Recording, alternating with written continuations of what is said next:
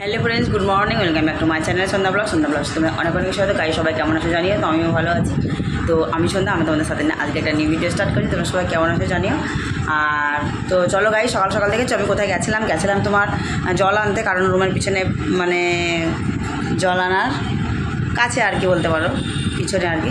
তো সেটা তোমার দেখাতে পারিনি। আর 2 হাতে তোমার দুটো জল আর ফোনে ধরাতে তোমার সম্ভাবনা বলো, তোমার দেখাচ্ছে দেখা কতটুকু জল আনলাম, ঠিক আছে। ওই দেখো দুটো ঢোপ আছে না ওই সাইডে, দেখেছো? দেখো দুটো ঢোপ, ওই দুটো ঢোপে জল আমি এখনই নিয়ে আসলাম। তো তারপরে দেখো কী নিয়ে এসেছে, দেখো সমস্যা সিঙ্গারা নিয়ে এসেছে, এখন খাবো সিঙ্গারাটা জানো। চলো দেখো কী নিয়ে এসেছি, দেখেছো? এই দেখো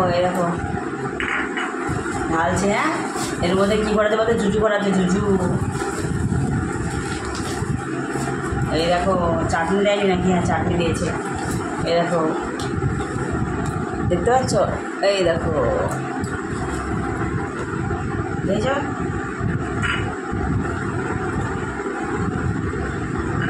দুটো সমোসাতে তোমার প্লেট ভর্তি, আর তার সাথে আছে দেখো কাঁচা লঙ্কা।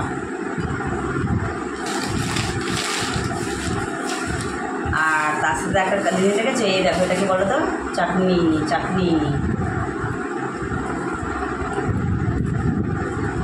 গাইস চাটনিটা তো ঢালতে হবে বলো, তার জন্য একটা বাটি নিয়ে আসি। হ্যাঁ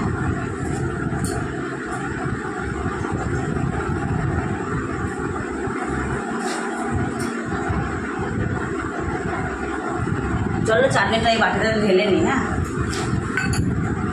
দারুণ টেস্ট গাইস, একদম ঝালে বুড়ো বাবা।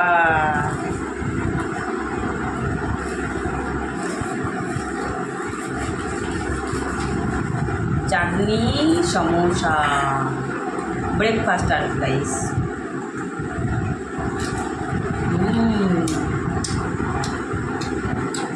ওখান দেখো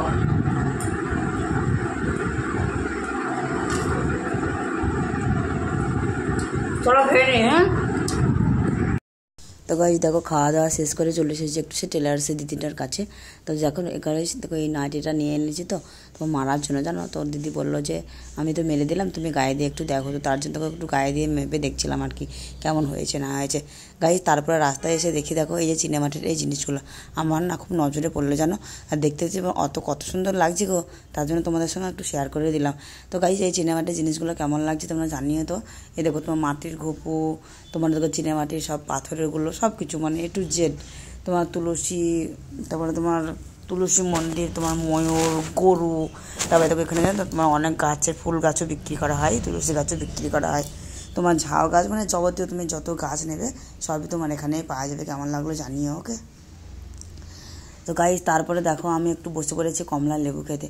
কমলা লেবুটা জানো তো মানে এতটা পরিমাণে টক গাইস, তো খেতে পারছি না জানো, মানে কি টক। হ্যাঁ খাবো মনে করছি তো তাও ধরে খেতে পারছি না আর কি, মানে এতটা টক যেন। আর এই সব লেবু কি একটু টক হলে কি ভালো লাগে বলো? কি দারুণ মিষ্টি লেবু হবে, একদম চুষে খাবো। তো চুষে খাওয়াতে দূরে থাক, মানে এতটা টক দাঁতে কাটতেই পারছে না আর কি, জানো। তো তারপর গাইস দেখো বিকেলবেলা একটু নারকেল খেতে বসে পড়েছি, জানো। এটা হচ্ছে তোমার নারকেল এনেছিল 2-3 দিন আগে, তো একটা ছিল, তো সেটা ভাবলাম যে আমি ভালো করে ধুয়ে নিয়ে তো খাচ্ছি। দেখো আর এই তো কাঁচা নারকেল খেতে বলো তো কতটা টেস্টি লাগে, দারুণ লাগে। আমার যেরকম লাগে সেরকম তোমাদেরও লাগে, তাই না?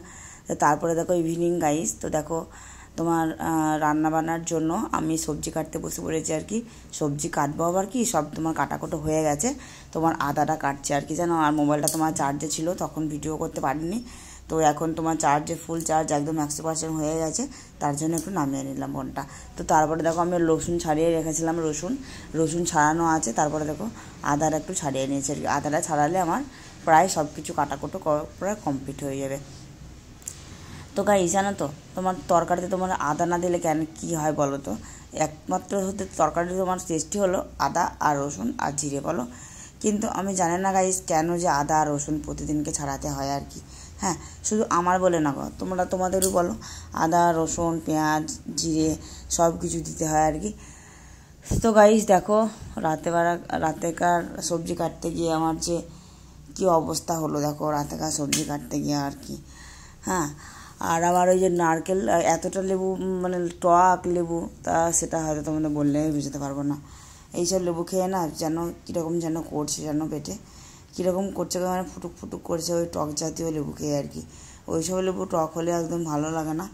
আমি জানো তো না খেয়েই ভালো করতাম গো, মানে খেয়ে না অনেকটা ভুল করেছি জানো, অনেকটাই ভুল করে। গাড়ি দেখো মার্কেট থেকে চলে এসেছি, তো যখন মার্কেটে ছিলাম না তখন তোমাদের সঙ্গে সব কিছু শেয়ার করতে পারিনি। কি আর একটা কী বলো তো, মানে রাস্তা তোমার দেখছি তো, মানে এতটা লোকের চাপ, মানে আমার ভিডিও করার উপায়টা নেই জানো।